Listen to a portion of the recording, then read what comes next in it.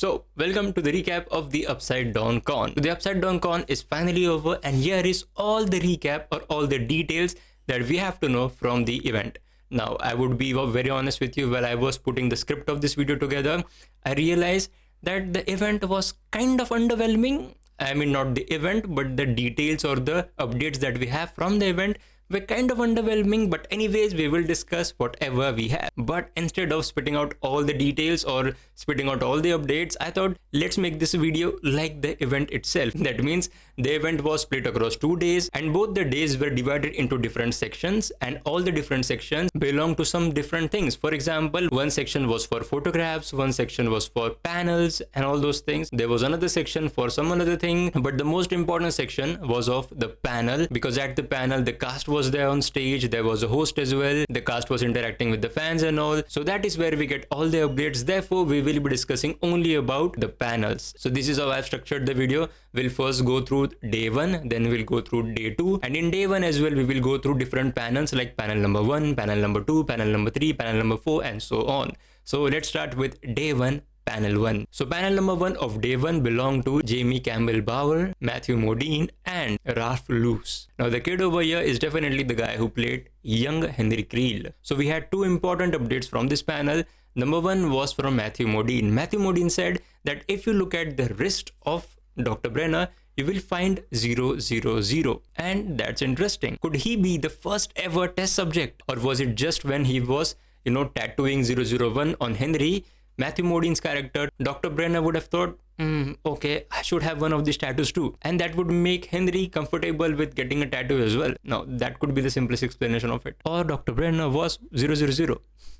The second update from this panel was from Jamie Campbell Bower himself, and he said the obvious thing actually, that season 5 was the hardest to film for him. Now, I know it's a very cliched answer, it's a very repetitive answer, but these are generally the things that we are going to get from this event, and of course, for obvious reasons, because they don't want to reveal too much. So get ready for all these cliched answers. Anyways, let's move on to day 1, panel 2. This panel had a Charlie Heaton and a Natalie Dyer. Now here Charlie Heaton and Natalie Dyer actually said Steve's death would be the saddest thing for the show if he is to die, and the person or the character who will be most affected by it would be Dustin. And then afterwards, Charlie Heaton also said that he is open to return to Stranger Things for a sequel maybe, but he also said that there should be some good amount of time before he gets on to the sequel, if the sequel is to be made and if he is the part of the sequel, of course. But that brings us to one of the earlier videos that I made, and that was on the predictions of different spin-offs of Stranger Things, because we absolutely do know that there are going to be some spin-off shows from the world of Stranger Things. And in that video I mentioned my desire to have a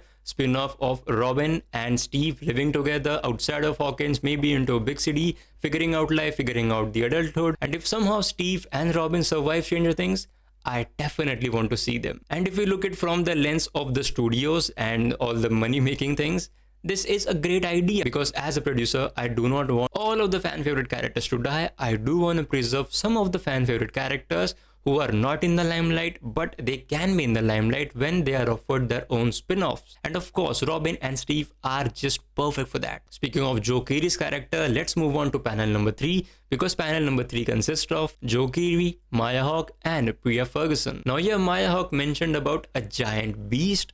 That was the only interesting thing, because the Demogorgons or the Demodogs, they weren't giant beasts. So the fact that she mentioned a giant beast may be indication to some other different monsters that we are going to encounter in season 5. Like in season 4, we saw the Demo Bats. In season 5, we may get a giant thing, a giant monster, a giant demo monster. Now, if I talk about Joe Keery actually confirmed that he stole the jacket of Dustin from season 2, and that this was his first time mentioning that. Panel number 4 belonged to Noah Schnapp.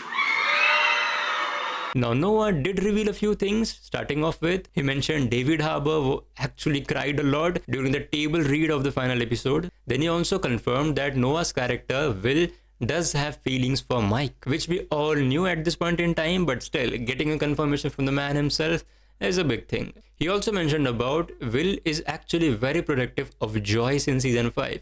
And I think that's a pretty decent, pretty good arc, because in season 1 we saw that how paranoid Joyce was when Will went missing, and how she was very caring of a kid and protective of a kid, and now how the tables have turned, and now we are in season 5, and there's this whole arc, there's this whole character arc of Will, that how from being a very terrified, a very, a terrified kind of a kid, but a very brave kid, and now he is literally living the braveness and being protective of his mother and just growing up, all those things. So yeah, a very nice organic character arc. And at the end, Noah also mentioned that he wants a happy ending for Will, so maybe Will could survive. But Noah Schnapp actually mentioned about how the Duffer brothers actually put faith in him to play this character. And I was actually going through Reddit and I saw a very cool theory that someone mentioned, and the Redditor said that this statement of Noah Schnapp saying that the Duffer brothers actually believed in me to play this character was actually referring to him being gay in real life, and his character Will also being gay, because he is kind of representing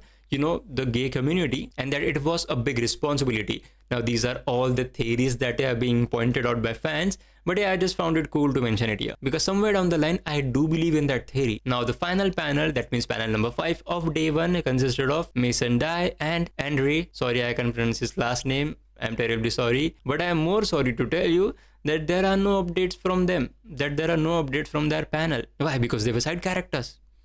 Anyways, let's move on to day 2. So day 2 kicked off with Millie Bobby Brown's panel. She had a solo panel, but there were a few people who were saying that she was in kind of a hurry, she was in a rush. But anyways, let's look at what Millie Bobby Brown had to say. Millie Bobby Brown said that 11 draws from her emotions in season 5, and it's been really intense.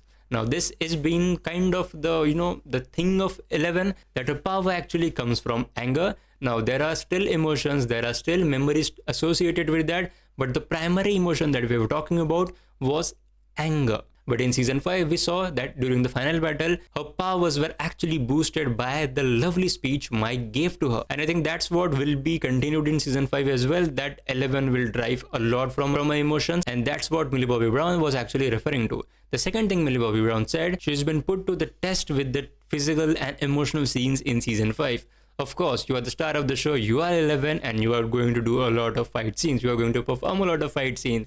So yeah, we are definitely going to get a lot of action of 11 in this season, both physically and emotionally. And we can understand that how being emotional could be a lot tiring that maybe doing physical scenes, because when you are doing a lot of emotional scenes, you are kind of exhausted from within, and that is even more exhausting than being physically exhausted. So yeah, Millie Bobby Brown, all power to you, just deliver us a great season. Moving on to panel number 2. Panel number 2 consisted of Caleb McLaughlin, Gaten Matarazzo, and Noah Schnapp. Now here Millie Bobby Brown was actually asking some questions to the boys, but we don't have those questions. But anyways, we do have what Gaten Matarazzo said.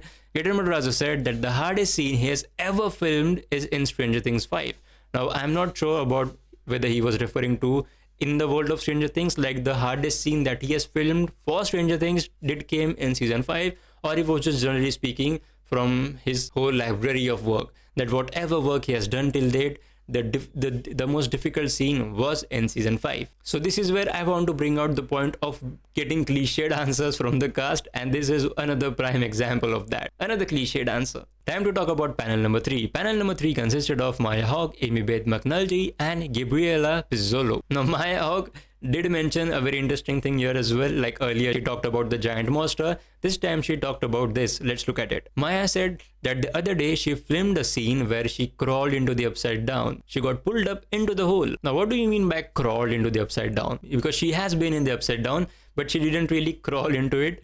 But the only person who kind of crawled into the upside down was in fact Nancy Wheeler's character in season 1. She also didn't crawl, but she kind of got sucked into it. She kind of tried to crawl in, she kind of got sucked into it. So there were all a bunch of different things. But yeah, good. Maya Hawke is actually giving us some details. Get ready for another cliched answer, and this one comes from Amy Beth. She said that her favorite Stranger Things scene so far is a scene from season 5. She barely had any scenes in season 4. And okay, man, come on.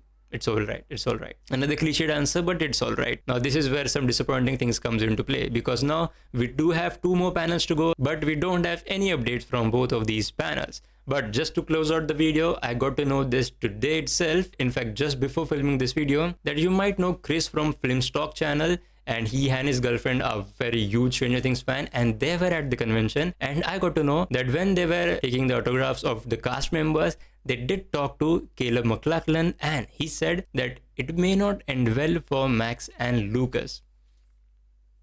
Now, I don't know what he was trying to say. I don't know what he was trying to imply, because you can't say stuff like that. I don't know if that was true. I don't know if that was false. But anyways, we have all these different theories about how Max could end up in season 5. But anyways, I just wanted to put it out there.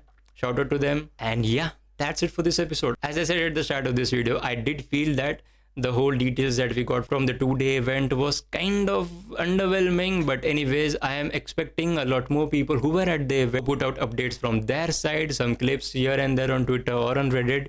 I'll go through everything, and I'm expecting that to happen this week, so I'll keep an eye on it. And if we get any details such like this, we'll cover that in the coming Sunday, which will be another Stranger Things season 5 filming updates video. So that's it for today's video. Thank you so much for watching, and yeah, thank you so much for watching.